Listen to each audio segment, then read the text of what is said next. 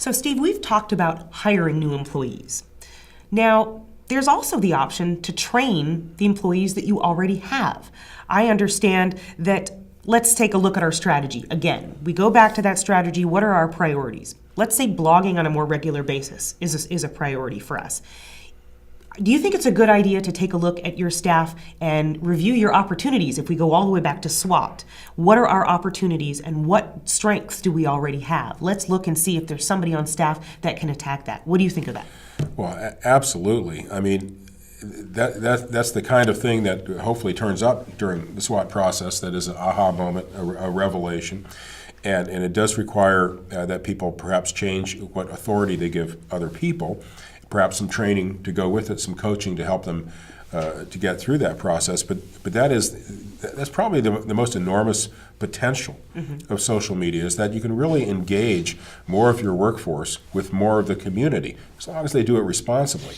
And some isolated individuals may have a unique skill, and now they've basically found a path to a new job. I mean, there's a lot of frustrated writers out there working in clerical departments or whatever that may just bloom when they're given an opportunity to write the blog, as long as they go through the steps of getting it to fit with the brand or whatever. But there's also a level of authenticity that has to happen on the internet. If you go out there and just put out a canned product or an inadequate kind of typical PR kind of piece, nobody reads it, and they lose interest. So if you can capture the authenticity of that person and they work there, and it's a thrill for them to learn a new thing, I think that would be a wonderful match. And there's all kinds of training out there, but this is the thing that I keep wondering about. Do people need to, obviously in this case, blogging, they don't need to go take a web design class, but a little journalism class or something like that to refresher on intellectual property and things like that. Absolutely.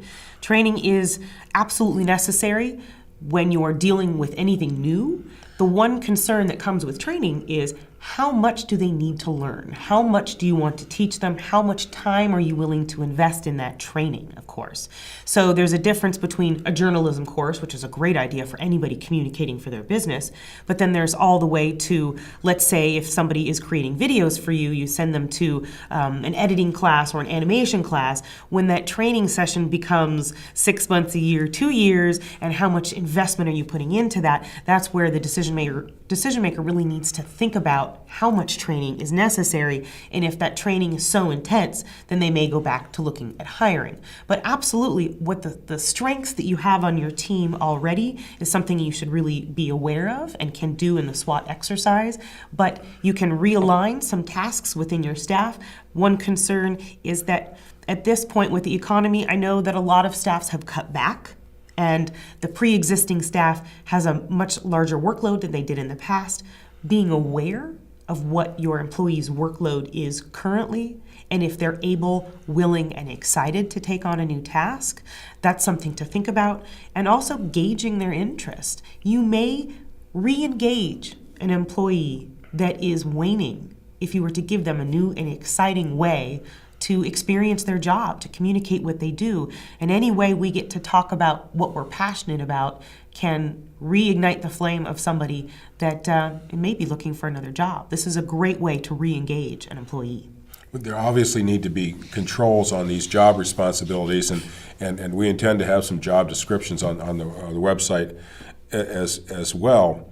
But it does sound to me like a new opportunity for people to use these skills on the job and to be trained, understanding there are limits. So once again, what are the kinds of things that you would not typically look to train an employee to do? I would not train an employee to do animation, website design, creating mobile applications, as an example.